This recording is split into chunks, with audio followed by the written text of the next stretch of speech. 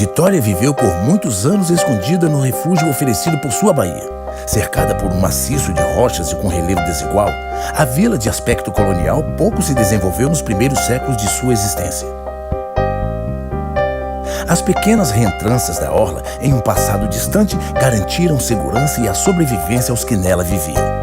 O tempo passou e até mesmo nos fins do século XIX, as principais ligações de Vitória com o resto da província e do país ainda eram feitas pelo mar. Nesta época, a típica vila colonial portuguesa tinha um ar provinciano e era marcada pelas igrejas que se destacavam na paisagem. Em 1889, com a proclamação da República, novos ventos trariam mudanças à capital do Espírito Santo e levariam uma busca incansável pela modernidade, das formas, dos espaços e das relações sociais. Porém, as grandes obras de urbanização e infraestrutura só têm início em Vitória na gestão de Jerônimo Monteiro, entre 1908 e 1912. E isso só ocorre por conta do café, que não só era a principal fonte de recursos do Espírito Santo, mas também vivia um momento de alta nos mercados internacionais. A capital progressista, contudo, apenas se consolidará de fato entre 1924 e 1928 no governo de Florentino Avidos. De uma pacata vila colonial, ela se transforma em uma cidade moderna. E de todas as mudanças, a principal seria a construção da Avenida Jerônimo Monteiro, que leva o nome daquele que a concebeu. Não só a avenida é fruto direto da modernização pela qual a cidade passou, mas a história de sua construção e os edifícios que nela foram erguidos falam muito da identidade do povo capixaba e das mudanças sociais, econômicas e políticas que Vitória e o Espírito Santo viveram no século XX e ainda vivem nos dias de hoje.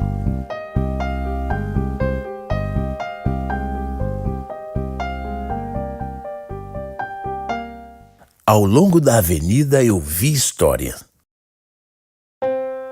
Toda mudança precisa de um marco para começar. Construído a partir de 1551 para abrigar a ordem jesuítica recém-chegada à província do Espírito Santo, o atual Palácio Anchieta é um importante símbolo do período colonial e uma prova da força que a igreja exercia.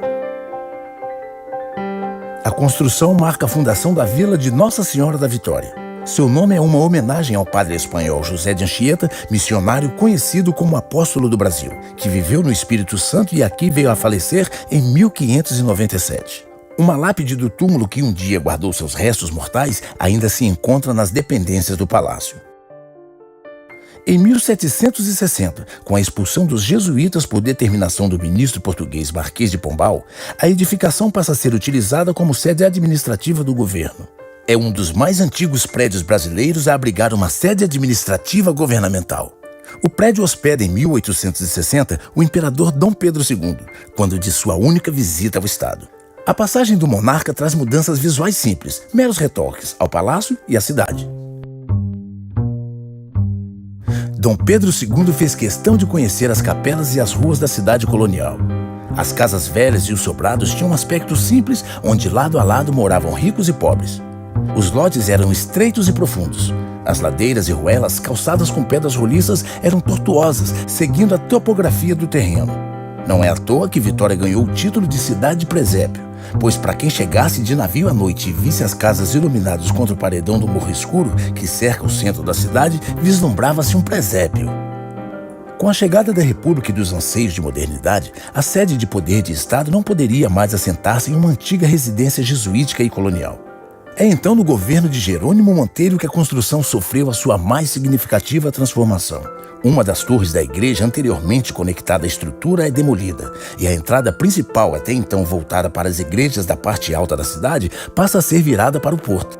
Até um pórtico foi criado para valorizar e destacar o novo acesso, que tem vistas para a futura Avenida Jerônimo Monteiro.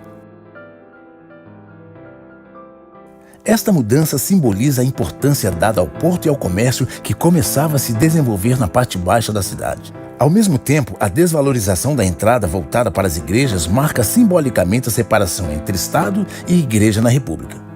É interessante notar, contudo, que o bispo, a autoridade máxima da igreja no Estado, era ninguém menos que Dom Fernando de Souza Monteiro, irmão de Jerônimo Monteiro. A igreja aprendia a dividir seu poder na República, mas mantinha sua importância na formação de opinião junto aos fiéis.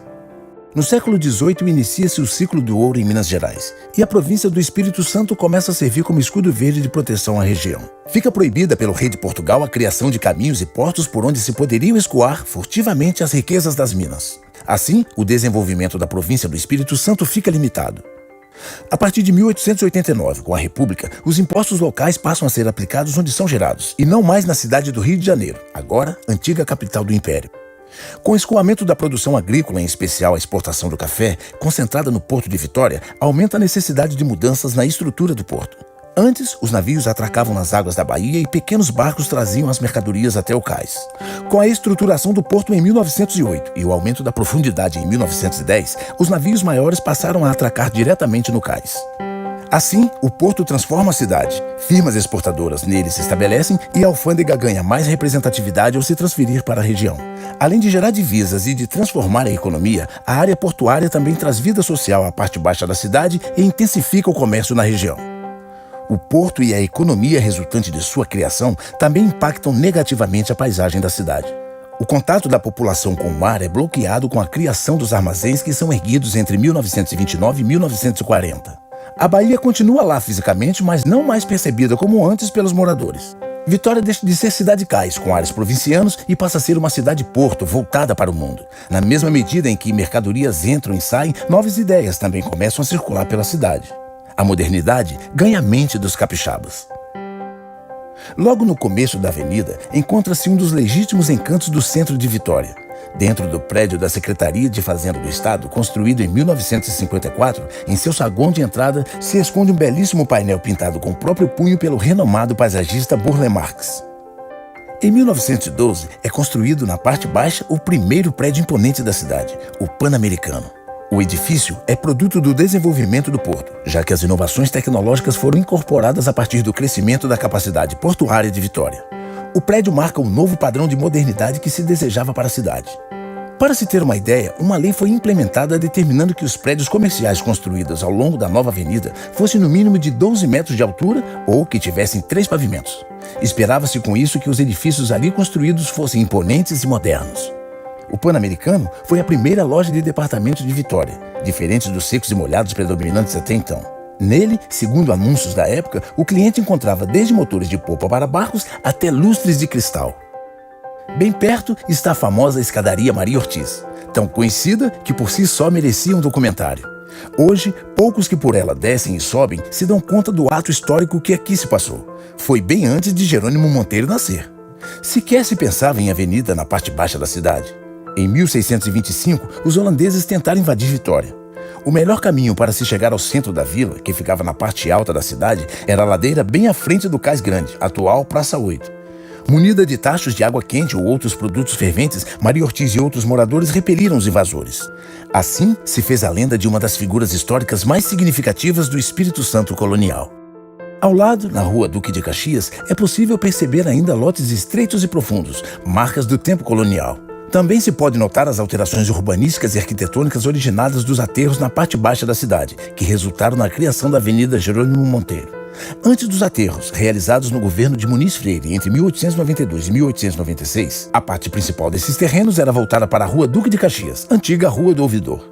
Com os aterros, o fundo do terreno até então voltado para o mar, onde pequenos botes desembarcavam mercadorias, é transformado em fachada principal voltada para a nova e mais importante rua de comércio da cidade, a Jerônimo Monteiro. Poucos lugares no centro representam tanto a mudança que a cidade sofreu como a Praça 8 de Setembro. Os aterros permitem a transformação da parte baixa em uma vitrine da modernidade, e a Praça 8 é um dos seus ícones.